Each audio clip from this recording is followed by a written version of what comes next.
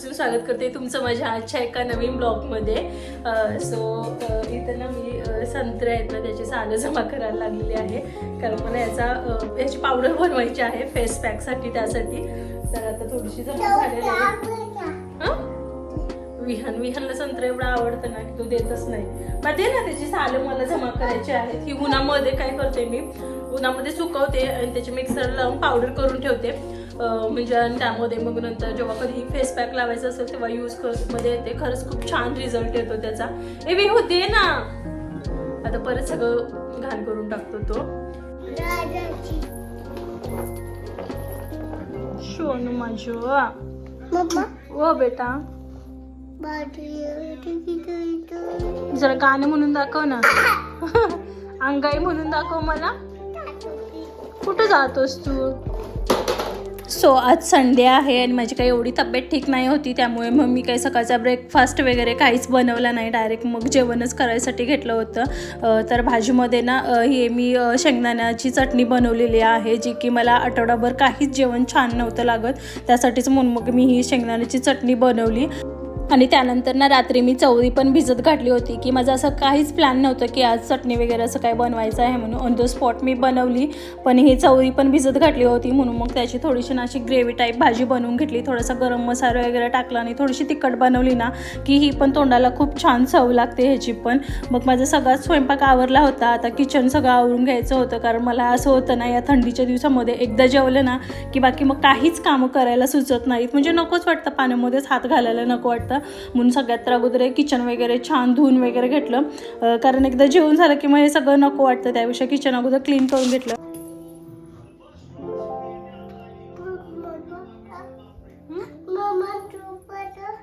काय हो, जाऊया ना देव पप्पा, जाऊया का? ठीक, हां तू पापा खा मग जाऊया. हां देव पप्पाला जायचंय का? हां आधी पापा खालास तरच घेऊन जाणार मी तुला. हां जातोस तू? पापा खा ना अगोदर. का बाळा, भूक नाही आहे का तुला? का भूक नाही आहे? पापा खा मग जाऊ ना आपण जाऊ. तू, मी आणि कोण?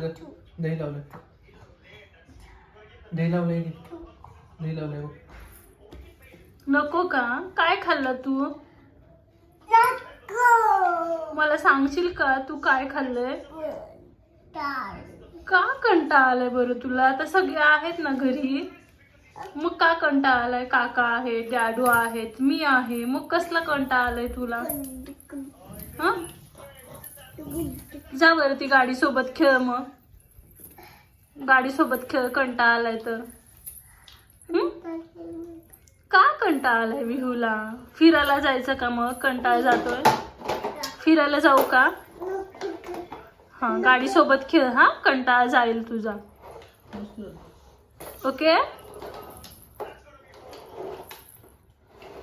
2 दिवसापूर्वी ना एका बाळाचा बर्थडे होता बिल्डिंगमध्ये, आणि आम्ही गेलो होतो आणि त्यांनी ना आईस केक आणला होता. आणि विहानला बिलकुलही आईस केक म्हणजे आवडतच नाही. मग माझ्याकडे ना घरी ही कोको पावडर पण होती, त्यामुळेच म्हटलं चला घरी मस्त असं विहानसाठी केक बनवते. तर 2 वाट्या मी इथं मैदा घेतलेला आहे आणि 2 टेबलस्पून मी इथं कोको पावडर घेतलेली आहे आणि बेकिंग सोडा थोडासा घेतलेला आहे. माझ्याकडे काही बेकिंग पावडर नाही होती, तुमच्याकडे असेल तर तुम्ही यूज करू शकता. आणि हे सगळं चाळून घेतलं. चाळून घेतल्याने काय होतं ना, जेव्हा आपण त्याचं हे बनवतो ना मिश्रण, तेव्हा त्यामध्ये गुठळ्या वगैरे काहीच नाही होत. त्यामुळे मी इथं सगळ्यात अगोदर हे सगळं चाळून घेतलं. आणि त्यानंतर मग त्याच वाटीचं मेजरमेंट घेऊन मी इथं 1 वाटी साखर घेतलेलं आहे. 1 वाटीपेक्षा थोडीशी कमी घेतली, कारण मला जास्त गोड नको होतं.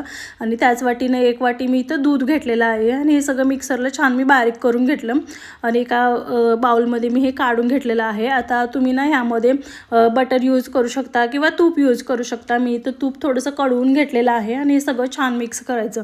माझ्याकडे बटर नाही पण होतं आणि मला बटरपेक्षा ना तूप बेटर वाटतं, त्यामुळे मग मी हे गाईचं तूप होतं माझ्याकडे. ते छान घेऊन मग मी कडून थोडंसं व्हॅनिला एसेन्सचे 4-5 थेंब टाकले आणि हे सगळं ना छान मिक्स करून घेतलं. आता मी ना हे फर्स्ट टाईमच बनवलं होती, त्यामुळे मला खूप टेन्शन आलं होतं. नाहीतर छान झालं तर बरं, नाहीतर मग छान नाही झालं तर एवढं सगळं जे आपण त्यासाठी साहित्य यूज करतो, एवढं तूप वगैरे, तर सगळं ते वेस्ट नको जायला, हाच माझ्या मनामध्ये विचार होता. तर मग चला म्हटलं आपण ट्राय केल्याशिवाय आपल्याला समजणार तरी कसा होणार आहे ते. त्यानंतर मग इथं चाललेला मैदा आणि कोको पावडर वगैरे सगळं थोडं थोडं घालून छान मी सगळं मिक्स करून घेतलं. तर मेजरमेंट परफेक्ट असेल ना तर कोणतीही गोष्ट छान परफेक्ट होते. त्यामध्ये आपण थोडंसं कमी जास्त वगैरे केलं ना की मग ते गोष्ट ती किंवा कोणती रेसिपी असेल तर ती बिघडली म्हणून समजायची. पण मी ह्यावेळेला ना परफेक्ट मेजरमेंट घेतलं होतं. मनाची कोणतीही गोष्ट मी एक्स्ट्रा त्यामध्ये ॲड करायला गेली नाही. आणि इथं बघा छान एकदम मी मिक्स करून घेतलेलं आहे. आता ना माझ्याकडे काही केकचं भांडं वगैरे काहीच नाही होतं, त्यामुळे जर्मनी छोटं भांडं घेतलं मी आणि त्यालाच ना साईड सगळीकडून तूप वगैरे लावून घेतलं आणि थोडासा मैदा टाकायचा, जेणेकरून काय होतं ना जो आपला केक आहे तो बिलकुलही खालती चिकटत नाही. तर त्यानंतर जे काही हे केकचं पूर्ण बॅटर आहे ते मी काढून घेतलं आणि थोडंसं टॅप करायचं, म्हणजे जे काही बबल्स असतात ते निघून जातात.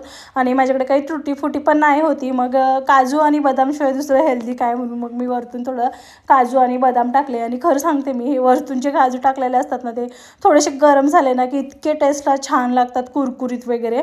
तर 5 मिनटं ना मी अगोदरच कुकरमध्ये मीठ टाकलं होतं आणि कुकरमधली प्लेट खालती टाकली होती आणि हाय फ्लेमवर जे कुकर आहे ते गरम करून घेतलं होतं. आणि त्यामध्ये हे जे केकचं भांडं मी ठेवून दिलं आणि जवळजवळ 10 मिनटं हाय फ्लेमवर ठेवलं आणि 30 मिनटं ते आहे ते लो फ्लेमवर ठेवून दिलं. आणि मध्ये ना बिलकुल पण मी ओपन करून नाही बघितलं. जेव्हा 40 मिनटं झाली तेव्हा ओपन करून बघितल्यावर केकचा हा काहीतरी रिझल्ट होता. खूप छान फुगून आला होता, म्हणजे माझ्या अपेक्षेच्या बाहेरच हा केक ना फुगून आला होता. आणि आता तेवढा कुठं मला दम निघतो ना, मी पटकन घेऊन आले बाहेर आणि म्हटलं चला बघू आता तो चिकटायला नाही पाहिजेत म्हणून मग मी थोडंसं साईडनं चाकू घातला तर तो ऑलरेडी ना सुटूनच आला होता. आणि मग मी प्लेटवर उलटा केला. आणि एक लॉकडाऊनची एक गोष्ट मजेशीर सांगते की तेव्हा मग वर्क फ्रॉम होम पण होतं आणि तेव्हा ना नेहमी बिस्किटचे केक करायचे घरी असताना आणि ते पण खूप छान लागायचे गरम गरम खायला. आणि तेव्हाची मग ही आठवण झाली. आणि हा असा काहीतरी केक झाला होता, खूप छान झाला होता, म्हणजे खालतून बघा बिलकुल पण लागलं नव्हतं आणि छान भाजून आला होता.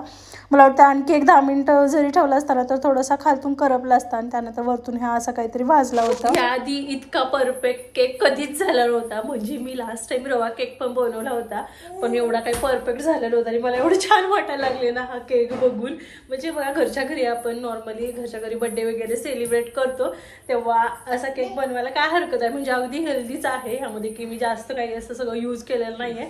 अगदी मोजक्या साहित्यात पण खूप छान झालेला आहे. आणि आमचा विहान ना डायरेक्ट चाकी घेऊनच चाकू घेऊनच बसलेला आहे केक. ये इकडे कट करू. सो विहान आमचा चाकू घेऊन बसलेला आहे केक कट करण्यासाठी. काय करायचं आहे, हॅपी बर्थडे करायचं आहे का? करूया का? इकडे ये की विहान बघा. थांब कट करू थांब. परवा ना बाजूच्या बाळाचा बर्थडे होता, सो त्यानं बघितलाय ना. हां हॅपी बर्थडे टू यू. थांब तसा नाही कट करायचं. Birthday to you, happy birthday dear Vihan. त्याला इतका फारसा असा केक काय आवडत नाही. बघू खातो का? थांबा देते मी तुला. गरम आहे हा पण. ढाडू लाव धराव तुम्हाला.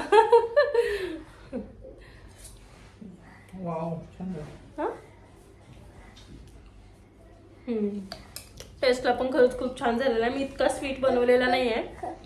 ओके ठेवूया कापायचं. हा सो मला अचानक थंडी ताप करून आलं होतं, म्हणजे सकाळपासूनच बॉडी थोडीशी पेन होत होती. पण मग मी थोडंसं नाही का अंगावर काढत होती की होईल बरं म्हणून.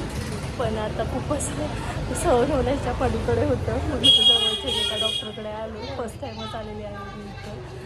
तर शक्यतो ना असं नसते मी आजारी एवढं आणि असं डॉक्टरकडे येण्यासारखं वगैरे काही नसतंच माझं.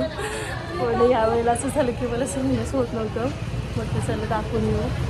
फिगरेड गोळ्या आणण्यासाठी विहान बसलेला आहे इथं. सो नेक्स्ट डे आहे आणि विहान जस्ट उठलेला आहे आणि त्याला केक हवा होता. आणि ह्यांना म्हणतोय की हॅपी बर्थडे घेऊन या आणि तो आता हॅपी बर्थडे करायला लागलेला आहे. म्हणजे बघा त्याला केक किती आवडला आहे. ह्यापूर्वी तो कधीही म्हणजे केक खायला बघत नसायचा. त्यानं त्याचा बर्थडेचाही केक खाल्ला नव्हता. आणि आता सकाळी उठल्यापासून त्याचं हेच चालू आहे की म्हणजे रात्री 1:30 वाजता पण तो केक घेऊन बसला होता. म्हणजे विचार करा की त्याला किती केक आवडायला लागलाय. काय बाबू? हॅपी टू यू करतोस का? ठीक आहे, कर. कोणाचा बर्थडे आहे? बाळ तसं नाही करायचं, खराब होतोय. चिचू होतोय, तसं नको करू. वरचे सगळे काजू ड्रायफ्रुट्स त्याने वेचून खाल्लेला. आता फक्त केक बाकी आहे आणि त्याचं पण तो असं करायला लागलेला आहे. एखादी गोष्ट जर त्याला कोणती दिसली ना की मग त्याचं तेच चालू होतं. इथं बस की तुमच्याकडेच घेऊन यायला लागले. हो ना? Happy birthday. कोणाचा आहे हॅपी बर्थडे? जस्ट विहान उठलेला आहे आणि उठून मग तो हॅपी बर्थडेच घेऊन बसला होता. आता चला हा ब्लॉग मी इथं सेंड करते. भेटू नेक्स्ट ब्लॉगमध्ये. तोपर्यंत बाय बाय कर. बाय.